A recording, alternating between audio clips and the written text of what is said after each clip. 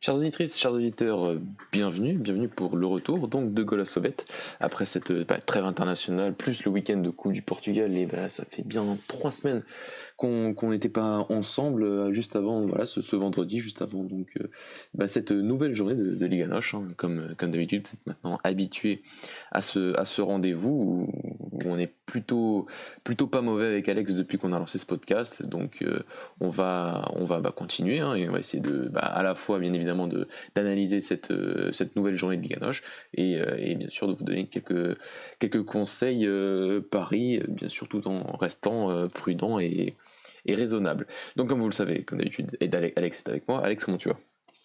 Tranquillement, ça va. On est content de ce retour de Liga NOS qui nous avait tant manqué. Bah oui, hein, les petits duels Passos Famalicão nous ont manqué. Bizarrement, c'est le premier match. Le premier match de cette journée, donc qui va commencer. Donc si vous écoutez notre podcast avant, on essaie de le faire, de le publier assez tôt, mais parfois c'est pas forcément possible.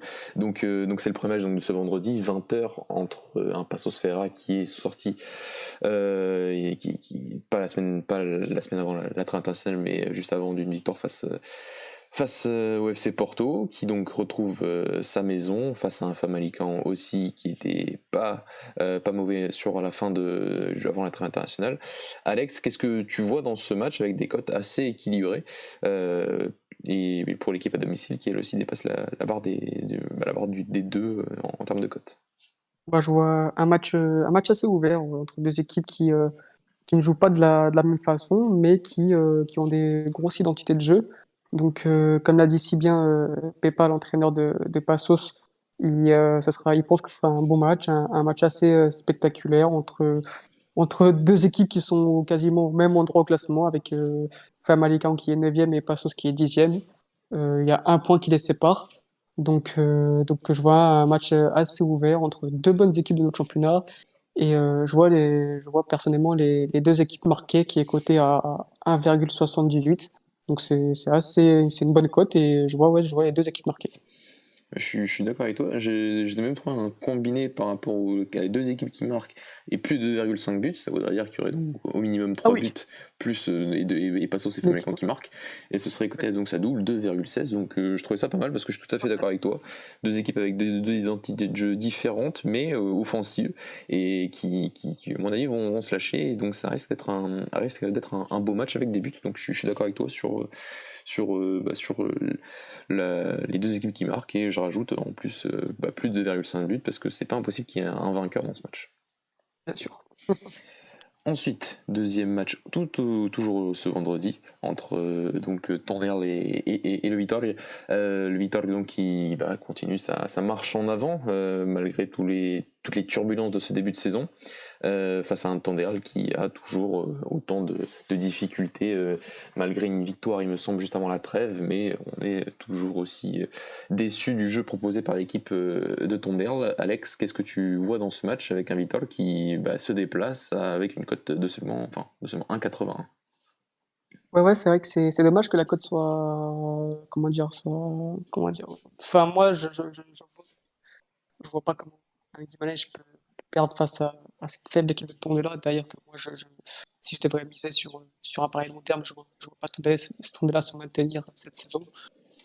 Donc, surtout qu'on sait que Guimarães doit absolument gagner s'ils veulent participer à la Coupe de la Ligue, parce que cette année, avec la pandémie, c'est quand même bien différent des autres années, pardon.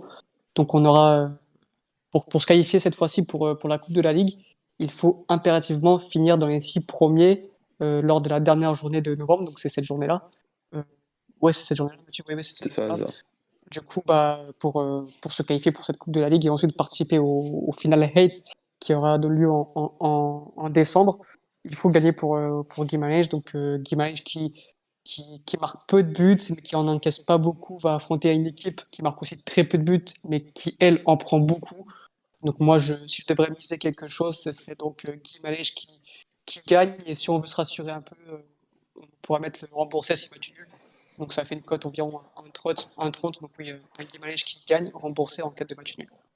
Ouais, je suis d'accord avec toi. J'estime que le Vitor va enfin vraiment lancer sa saison, pas forcément sur ce match-là, mais qu'au fur et à mesure des journées, ça va aller un peu mieux, même si je vois pas le Vitor faire voilà, cette saison de grandes choses, et qu'on est sur un nouveau cycle qui a malheureusement mal débuté pour eux. Mais voilà, face à Tondela à l'extérieur, par rapport à ce qu'on a vu depuis le début de la saison, moi j'ai pas vu le remboursement, mais le 1,81 me tente Et bien t'entends. est tentant du côté du Vitor. Ça. Le premier match de samedi, il y en a que deux samedi en plus, mais deux grandes équipes sont impliquées dans ces rencontres. D'abord le match à l'extérieur du FC Porto face au CD Santa Clara. Un match pas simple, Alex. C'est toujours difficile d'aller dans les Açores. Un Porto qui sort d'un match face à l'Olympique de Marseille en Ligue des Champions plutôt tranquille, mais un FC Porto qui, depuis le début de saison, montre des indicateurs un petit peu décevants en championnat. Et là, c'est pas le déplacement le plus facile à jouer entre deux matchs de Coupe d'Europe. Clairement, c'est vrai qu'en plus la cote est assez belle, hein, 1,45 en sec. Donc c'est très rare que Porto soit coté aussi haut en Liga NOS. Mais je vois quand même Porto gagner ce match-là parce que, comme je l'ai déjà dit la semaine précédente contre Portimonense, Porto ne peut plus trop se permettre de perdre de points et il se retrouve même cinquième de la Liga NOS, ce qui est c'est jamais arrivé sous Conceição. Donc Porto doit enchaîner les victoires et je vois quand même un Porto assez sérieux contre Santa Clara. Ouais, je suis d'accord avec toi. Après, c'est le genre de match où on va mettre Porto ou un grand face à un Santa Clara et Santa Clara peut surprendre ou le petit C'est peut ça. surprendre à domicile. Et sans que cette saison, ça va toujours être difficile de trouver les moments où les grands vont perdre, parce que c'est déjà arrivé en plus sur ce début de saison. Bien sûr. Mais oui, voilà, on va dire quand même que le FC Porto va s'imposer, surtout que Santa Clara m'avait impressionné en début de saison, notamment sur cette deuxième journée face à Braga, où ça avait été une victoire au forceps, certes, avec pas mal d'éléments défensifs au haut niveau, mais que ça n'a pas vraiment confirmé après sur la suite des quelques matchs, des autres matchs après cette deuxième journée. On va quand même dire que le FC Porto va s'imposer face à Santa Clara, et si vous voulez être un peu joueur, essayez de ne parier que la victoire du FC Porto avec un but d'écart. On ne sait jamais. Ça peut peut-être arriver sur Santa 1,45, je Clara. la trouve bien la cote, donc Voilà, perso, moi voilà. elle est déjà pas mal, elle peut se faire dans un combiné, on verra à la fin. Le choc, enfin pas forcément, vu ce qui se passe au côté de Moulins en ce moment, mais le Sporting reçoit donc l'équipe de Moulins qui vient donc de changer d'entraîneur. Premier match donc de César Peixoto à la tête d'une équipe de première division, pour cet entraîneur qui a pourtant tant échoué en deuxième division, mais qui a donc sa chance en première en Liga NOS, face à un Sporting premier, un Sporting en confiance, un Sporting qui ne perd pas, ou très peu avec Ruben Amorim, ou quand il perd c'est soit face à face au grand. Donc face au petit, ça se passe plutôt pas mal, surtout à domicile. Alex, qu'est-ce que tu vois dans cette rencontre face à un Moulins qui a du mal sur ce début de saison, qui a déjà viré son entraîneur, qui en a déjà repris un autre? C'est pas le début de saison le plus simple du côté du Nord. Exactement, ouais, t'as tout dit, hein. On a affaire à un Sporting qui est quand même bien en forme, qui est leader de son championnat, qui n'a pas encore perdu en championnat, c'est la seule équipe invaincue en Liga NOS. Donc voilà, c'est vrai que comme tu as dit, un Moyens qui ont plus décimé, qui a changé d'entraîneur, on ne sait pas pourquoi encore. Euh, un Moyens qui vient d'apprendre que son meilleur buteur, voire même son meilleur joueur, Pedro Dodo, qui est blessé, qui s'est blessé jusqu'à la fin de saison. Mhm. Donc voilà, c'est vraiment un Sporting en pleine confiance, un Amorim qui, depuis qu'il est entraîneur en première division, n'a jamais perdu à domicile. Euh, donc à domicile, c'est 25 buts, 6 buts encaissés. Il est vraiment, ça me fait penser un peu au stade de Mourinho quand il commence sa carrière. Donc voilà, en plus, si Sporting gagne demain, pardon, il va égaler le record comment dire, il a 5 victoires de suite avec Braga. Là, il a 4 victoires, donc s'il gagne, il peut atteindre son record de victoires de suite. Donc voilà, tous ces éléments me font dire que je vois un Sporting gagner assez facilement et quand Sporting gagne, généralement, c'est avec pas mal de buts dans le match. Donc, un Sporting qui gagne avec 1,5 but dans le match, ça me semble assez. La cote est environ 1,40, donc c'est assez jouable. Ouais, je suis d'accord avec toi. 6 matchs, c'est le nombre de défaites de Ruben Amorim depuis 1 an et demi. Si on prend son épopée en équipe B du côté de Braga, si on prend son épopée avec Braga, l'équipe A, plus le Sporting, c'est que 6 défaites. Face à Moulins qui va devoir jouer ce premier match avec César Peixoto. Sans beaucoup de joueurs, il y avait beaucoup de joueurs qui avaient été cas de Covid, je pense qu'il y en a certains qui sont revenus, mais il y a Pedro Nuno qui vient de se blesser gravement, plus un C'est ça. entraîneur qui pour moi ne présente aucune caractéristique pour gagner ce genre de match, je suis désolé. Donc voilà, voilà, le Sporting gagnera, gagnera avec 2 buts d'écart minimum, et si vous êtes joueur, 3 buts d'écart, on ne sait jamais, C'est clairement une base, mais hein, Sporting qui gagne. Je pense que ça fait partie du coup Payet qu'on pourra mettre en fin d'émission. c'est dans mon communiqué de fin d'émission. Voilà, parce que là, il y a pas, j'ai aucun indicateur pour moi optimiste du côté de Moulins pour essayer de faire quelque chose face à ce Sporting-là. Alex, on va passer au match de dimanche, donc 4 matchs ce dimanche entre pas mal d'adversaires. Gil Vicente qui va donc recevoir Rio Ave, Gil Vicente voilà, qui est notre deuxième tête de Turc après ce licenciement de Rui Almeida et la prise de fonction donc de Ricardo Soares qui transite donc de Moulins vers le club de Barcelos et donc qui reçoit un Rio Ave qui a une cote élevée, qui pourtant sortait de 2 très bons matchs juste avant la trêve. Donc, quoi, tu m'as un peu surpris, celle du Rio. Ouais, Qu'est-ce que t'en penses, toi? je pense qu'on va jouer la même chose, hein. Pour moi, c'est la même analyse que pour Guimarães, c'est-à-dire qu'un club qui doit gagner pour se qualifier pour la tasse, pour la Coupe de la Ligue. Euh, donc, moi, voilà, même analyse. Gilles Vicente, qui, comme tu l'as dit, vient de changer son entraîneur, on ne sait pour quelle raison. Enfin, les résultats sont mauvais, mais si on prend les résultats c'était contre Porto, Sporting, etc. Il y avait aucune urgence à changer d'entraîneur. Rio qui fait un bon début de saison. Donc, pareil, un Rio Ave qui gagne et est remboursé en cas de match nul. Elle est à côté, alors, attendez que je retrouve ça, 1,58, donc c'est pas mal, c'est énorme. Donc après, si vous voulez, pour le match, je pense que tu le joueras en sec. Donc voilà, je pense que Rio Ave peut gagner ce match-là. Ouais, Rio Ave, si vous êtes joueur Rio Ave à 2,33, c'est bien.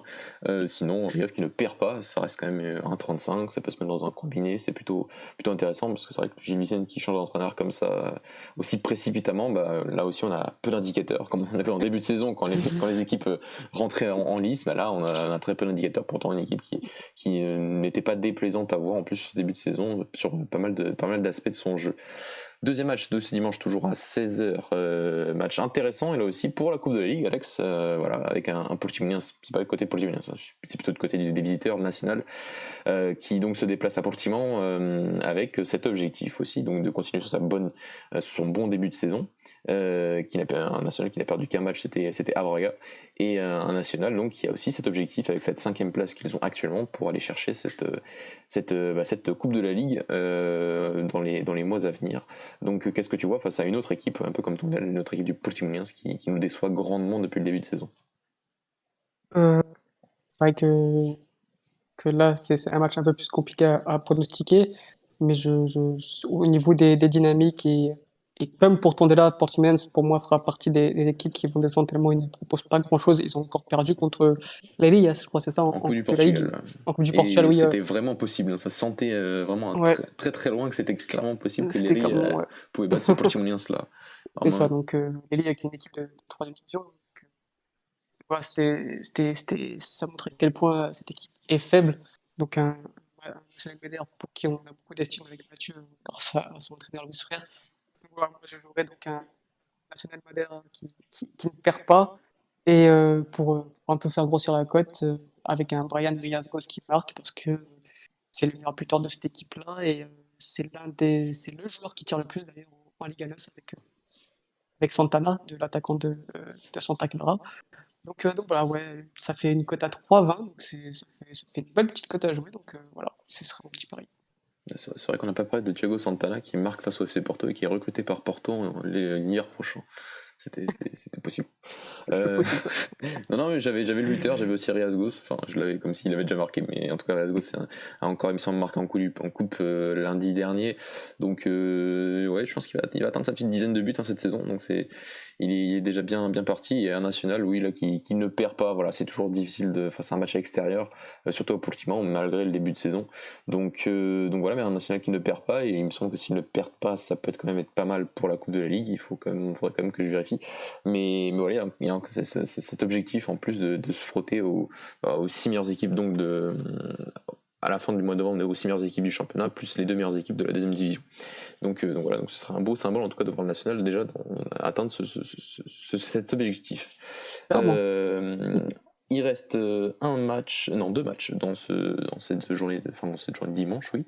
Match aussi difficile à pronostiquer, tant le Boavista a déçu après sa victoire face à Benfica il y a à peu près un mois, et une Bessade qui reste toujours aussi imprévisible, Alex, et un Boavista qui a aussi eu du mal en Coupe du Portugal face à Vizela, avec ce match qui est allé jusqu'en prolongation, et les hommes de Vasco Serra se sont quand même sortis. Qu'est-ce que tu vois dans ce match avec un Boavista qui est coté à plus de 2? Moi, je vois comme c'est des équipes comme Maritimo, Belenenses, c'est-à-dire un match nul dans tous les sens du terme. C'est-à-dire que Belenenses, on connaît leur difficulté à marquer, donc c'est l'une des pires attaques de notre championnat. Un Boavista qui doute, je vois un match nul, vraiment, les deux équipes vont se regarder, deux équipes qui ont un peu peur, deux équipes du bas de tableau, donc un bon match nul côté à 3 est pour moi jouable. Voilà, moi sur ma petite fiche, j'ai totalement oublié de pronostiquer ce match.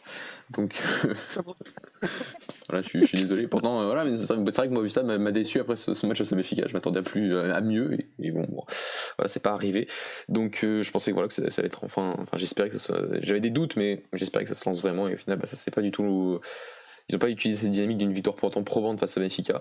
Donc j'ai été suivre. Allez, un match nul comme ça, on différencie pas les choses. Donc voilà, match nul entre Boavista et la Bessade. Et le dernier match donc de dimanche, Alex, match important face à un grand de notre championnat. Le Sporting Club de Braga affronte le Sport Club Farense. Deux équipes qui s'étaient affrontées en pré-saison. Braga avait gagné 1-0, il me semble, face à l'équipe du Portugal, l'équipe de Faro. Un Braga qui sort d'un match probant dans le jeu, frustrant face à Leicester hier en Europa League, qui continue son périple de son rush de matchs tous les 3 jours jusqu'à fin décembre, il me semble. Donc c'est un rythme à tenir, et un Braga donc qui reçoit une des équipes qui a enfin gagné avant la trêve, mais qui reste toujours dans les bas-fonds du classement. Oui, Mathieu, on en a parlé un peu hier en off, toi et moi, et je vois clairement un Braga exploser ce Valence, un Braga qui est sur une bonne dynamique, un des meilleurs jeux du Portugal. Moi, vraiment, c'est pas parce que t'es là, hein, c'est vraiment une équipe qui me plaît depuis, qui me plaisait pas avec Sapinto, qui m'a énormément plu avec Amorim, et là qui me plaît encore plus avec Carvalhal, qui est vraiment très bon. Donc voilà, je vois en plus un Valence qui est vachement diminué, qui a fini, qui a 5 absents quand même. Donc ouais, un Braga en confiance. Donc même pareil que pour le Sporting, un Braga qui gagne avec plus de 1,5 but dans le match. Ça fait une cote pardon, à 52. Donc c'est vraiment, pour moi, c'est quasiment donné. Voilà, donc après, bien évidemment, il peut y avoir des surprises, mais là, vraiment, ce sera moi, en tout cas dans mon combiné de ce week-end. Je crois qu'on a le même combiné, hein, et pourtant on s'est pas concerté. Donc, Voilà. donc voilà, je suis voilà. Braga, moi c'était pas plus d'1,5 but dans le match, c'était 2 buts d'écart. Enfin 2 buts d'écart minimum entre Braga qui gagne avec 2 buts d'écart minimum, et c'est coté 1,97, donc on double presque. Donc c'est plutôt intéressant. Et j'ai envie de vous dire, mais Paulinho va marquer. Parce que Paulinho, il faut bien qu'il débloque un jour son compteur en Liga Noche, parce qu'il marque en coupe, il marque, en coupe non, il marque en Europa League surtout, il marque avec le Portugal, mais il ne marque pas encore en championnat. Donc voilà, Carvalhal avait dit en début de saison que si Paulinho restait et qu'il serait entraîné par lui, Paulinho finirait meilleur buteur. Au bout de cette journée, c'est pas bien parti, même si les dernières Paulinho aussi avait pas commencé en trombe sa saison en termes de statistiques. Donc voilà, je pense que c'est possible. Paulinho va marquer face à Farense à domicile dimanche soir à 21h. Et donc le dernier match, Alex, avant de combiner, match aussi intéressant. Intéressant, on va savoir est-ce que Benfica va réagir face à Maritimo. Il y a un déplacement donc sur l'île de Madère face à l'équipe de Lito Vidigal, qui, on le rappelle, a déjà battu un grand cette saison, le FC Porto, au Dragão, et qui reçoit donc un Benfica en manque de tout, un peu, en ce moment, de confiance. Ne manque pas, certes, de hargne pour aller chercher les résultats en Europa League, mais manque de jeu, manque de pas mal de choses. On en a parlé hier dans notre émission. Et là, un déplacement pas simple, parce que c'est jamais simple d'aller à Maritimo, surtout qu'on s'en souvient que c'était le match qui avait viré Bruno Lage la saison dernière, en fin de saison. Exactement, Mathieu, c'est ça. C'est toujours compliqué d'aller jouer face à ce Maritimo-là, surtout ce Maritimo sous Vidigal. Maintenant, même analyse que contre Porto, Benfica ne doit plus perdre de points. Benfica est pas. On connaît que ça peut être très dans le football. Donc, si tu perds des points déjà contre Maritimo, tu peux déjà te retrouver peut-être à 7 points de la première place. Bon, on l'a vu avec les saisons précédentes que 7 points au Portugal, c'était rattrapable. Mais attention, pour moi, Braga doit gagner. Benfica doit gagner impérativement pour ne pas se faire peur. En plus, voilà, Maritimo joue quand même sans deux de leurs défenseurs habituels. Sans je sais plus, j'ai plus le nom je sais qu'il y a que Renato Santos qui est apte à jouer dans cette défense centrale.